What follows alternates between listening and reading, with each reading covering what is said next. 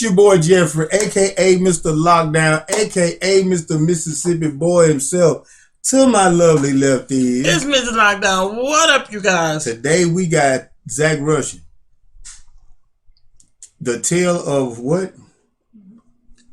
I'ma say it like it's really supposed to be said. Opossum. Opossum. But Opossum. Okay. we say Possum. Possum. Get to the point. Y'all haven't already, hit that subscribe button, hit that notification bell, become part of the Lockdown family. And if you like this video, give it a thumbs up and share across all your social media platforms. The original link for this video will be down in the description below. Let's get right into it.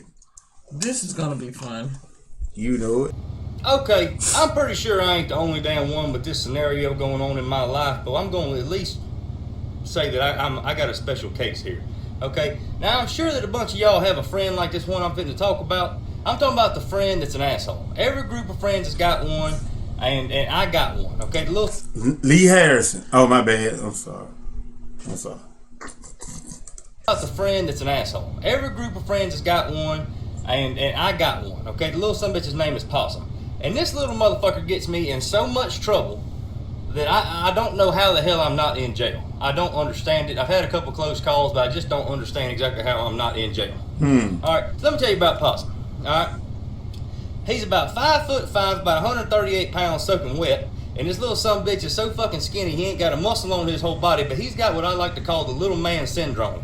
And when I'm so through with my life. 5'5", not even 130. What? That's a week. And then turn. Whoa. Ain't got a single muscle on their body part.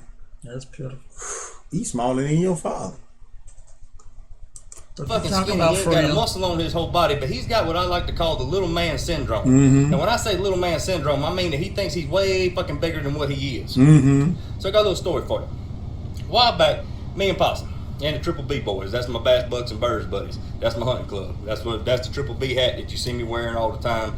That's the that's the boys there. That's your drinking buddies. That's your deer camp buddies. You know what I'm saying? Anyway, me and the Triple B boys went out to Buffalo Wild Wings just to all catch up and get us a beer and some hot wings and stuff like that. Now, after the damn Buffalo Wild Wings went down, Possum looks at me and said, "Hey boy, game's about to come on. Let's run down here to the Juke joint and watch the game. Keep on drinking." I said, "You ain't got to hit me in the face with a wet mop. You know, roll tide. Let's roll." He said, "All right, you drive it." Nah, I ain't heard hit me in the face with a wet mop in a long time. But let's roll though. You know, real, though. You know, all of that can bring it out. You ain't got to hit me in the face with a wet mop. You know, roll tide. Let's roll. He said, said, "All right, you tide. drive it," which means that Possum's about halfway drunk already, because little son of a bitch will not drink and drive, so you got to respect that. Now, with that being said, I have drank about 2 pitchers of beer along with my buddies, and my stomach's feeling kind of full from the medium-sized hot wings that I got in the Parmesan garlic flavor. So by the time we get to the damn Parmesan garlic, ugh, That's good. that's something you would eat. I'm a honey gold guy myself. So Yeah, you got to think. You one of them that when you find something, you just stuck. things that I got You in never the Parmesan garlic venture. flavor. facts. So by the time we get to the damn Juke joint, I don't want to drink beer no more. Alright, but he's convinced me and the game's on and I ain't ready to go home yet. Well, we walk up in the Juke joint and the first thing I do is head straight to the bar, because that's what you do at the Juke joint. You ain't there to play fucking checkers, you go there to drink beer. Or some kind of liquor. So I go up in there to the bar and I've done decided in my brain that I'm not going to drink no more beer because I'm already looking like a pregnant woman. It's 32 weeks. So I go on in there and I order me a, what I order? I order me a Crown Apple and Sprite. I said, all right, that Sprite will settle my stomach, and Crown Apple's just good, period. Damn. Well, the damn Juke joint that we went to was having a what do they call that thing out there in Hawaii where you wear the grass skirts? A luau theme. So this little son of a bitch behind the bar hands me a Crown Apple and Sprite in some kind of foo-foo glass with a fucking umbrella in it, and a little. Oh hell! Not the foo-foo. Oh hell! You gave him a man drink and you gave him a foo-foo umbrella. Oh hell! I know where they're going. I know where they're going. Foo-foo drinks are not bad if it's the right one. You know, some of them can fool you now. I know, but in Mississippi, you give a man a foo-foo drink with an umbrella, and you already gave him a man drink. They said he did put it. You didn't hear what he said. He put the umbrella in the man drink. It just Okay. Me a Crown Apple and a Sprite, and some kind of foo-foo glass with a fucking umbrella in it, and a little bitty red straw. Keep that in mind. That's going to play a factor here in just a second. Now, as we walk in, we've probably been there about 2 3/4 minutes, and out of my right ear, which is my good ear, I hear a ruckus. And normally when I'm with the Triple B boys and we go somewhere, the ruckus normally involves us. It normally involves Possum. Well, I have turned around by this time with my little foo-foo drink, and Possum has walked square up in this juke joint and found the biggest motherfucker in this place and done knocked his ass off his bar stool. And he says, "Son bitch, that's my fucking bar stool. I'm here now." Let me paint a picture for you, okay? This son bitch outweighs Possum by about 150 pounds. He's about my size, maybe a little bit smaller, but not damn much. But he looks scrappy as shit. And Possum has just DDT'd this son bitch off his fucking bar stool. He done Jake the Snake robbing this man off the bar stool. How? He just said he was 130 some pounds wet. oh snap it. That man had to been flat foot drunk off his rocker for that man to do that. He lost all muscle control. Oh Lord. I don't want to hear the end of this story. It sounds like somebody in the hospital. Scrappy as shit. And Possum has just DDT'd this son bitch off his fucking bar stool. So by the time that this other big motherfucker stands up, he is screaming mad. I'm talking about madder than 2 old wet hens. Screaming at Possum. And Possum's got a look on his face like he ain't got a fucking care in the world. I'm talking about he's just looking at you just like this. Double blinking his eyes. Like he got something to say, but he ain't unleashed it yet. Well, right about the time that big son bitch got mad enough to knock him the fuck out, Possum turns around, looks at me, and goes, "Zach, get him!" Now, let me paint this picture for you. He's yelling, "Zach, get him," like he done walked in there like he's the fucking Hulk, knocked the...